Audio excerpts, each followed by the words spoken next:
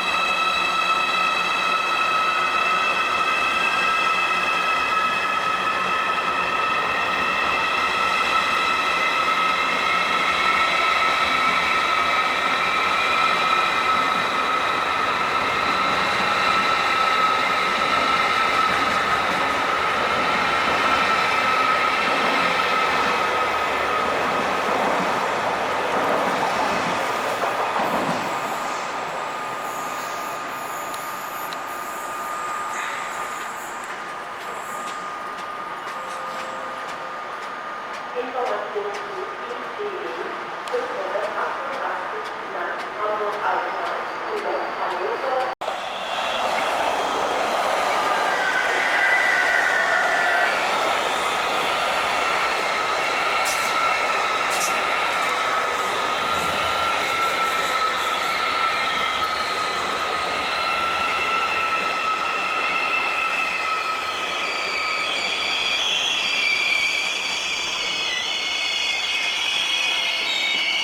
Information zu ICE 789 nach München Hauptbahnhof über Würzburg. Abfahrt 14:24 Uhr.